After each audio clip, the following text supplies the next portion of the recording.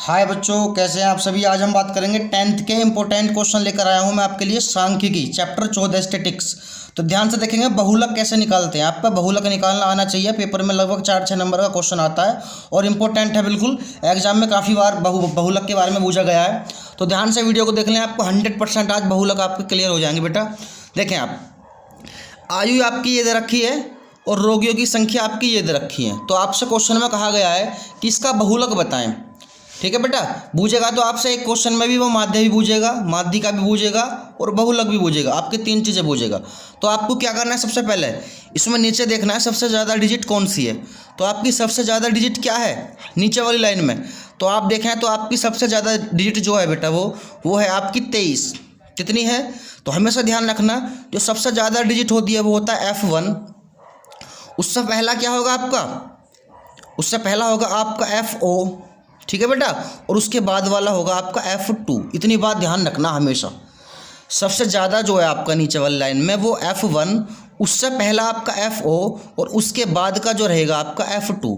और F1 के जो 2 रहेंगे, पहले वाला स्टार्टिंग का रहेगा L, यानी कि L की वैल्यू 35 रहेगी आपकी।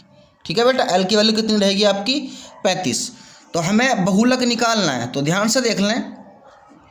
बहुलक फॉर्मूला आपको याद होना चाहिए बहुलक का। ठीक है, तो फॉर्मूला होता है आपका L plus F1 minus FO बटे में 2F1 माइनस FO और माइनस के F2 और इनटू में गुणा में H। ठीक है बेटा, तो आप देखें यदि बिल्कुल सिंपल है, ध्यान से देख लें आप बस। तो आपको क्या करना है, L की वैल्यू रखें आप। L की वैल्यू कितनी है आपकी 35 प्लस F1, F1 की वैल्यू कितनी है 23। तो यहाँ पे 23 माइनस FO की है आपकी 21। ठीक है बेटा, देखें अब 2F1 की वैल्यू आपकी 23 माइनस FO 21 और F2 है आपकी 14। इनटू में बाहर H भी है। H की वैल्यू वो होती है ऊपर जितने में, ऊपर वाली लाइन में जितने का अंतर होता है। तो आप देखें सब में ऊपर 5 से 15 में 10, 15 से 25, 10 का अंतर है। तो यहाँ पे आएगा आपका 10। उसके बाद क्वेश्चन को सोल्व करें। 35 प्लस 23 में से 21 जाएगा तो आपका कितना बचेगा, 2 गुना ये वाला 10, 23 दूनी 46 और 21 और 14 ये हो जाएंगे आपके माइनस के 35। ठीक है बेटा, तो इसके बाद देखें आपको कैलकुलेशन ही है, सिंपल है बिल्कुल। 35 प्लस ऊपर होगा आपका 2 धाम 20 और 46 में से आपका 35 जाएगा तो 11। ठीक है, तो 35 प्लस आप 20 को 11 से काटें तो लगभग आपका चलेगा 1.8 पे। और 35 और 1 कितना हो जाएगा 36.8। यही आपका आंसर है, बिल्कुल सिंपल है। मैं बताओ, क्लियर है। चलो नेक्स्ट क्वेश्चन देखें अब इसी बात पे।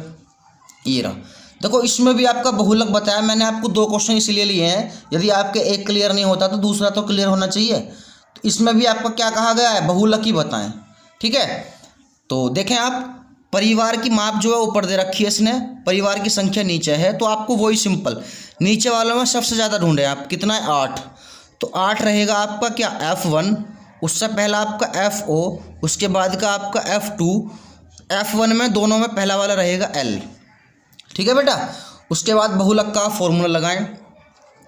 तो क्या होता है, बहुलक बराबर फॉर्मूला होगा आपका L प्लस क्या F1 माइनस FO बटे 2F1 माइनस FO और माइनस के F2 इंटू में H। अब आप इनकी वैल्यू आप पुट करें, जो भी इसकी वैल्यूज़ है, तो उसके बाद आपका जो है सॉल्यूशन वो आपके सामने आ जाएगा।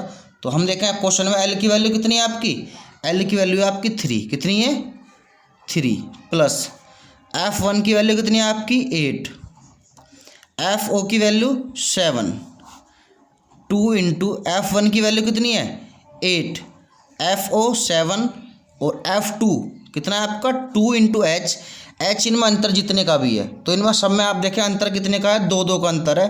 तो यहाँ पर आएगा 2। ठीक है, उसके बाद आप सॉल्व करें इसे। 3 प्लस 8 में से 7 गया 1 और 1 दूनी 2, 8 दूनी 16 और 7 और 2 9।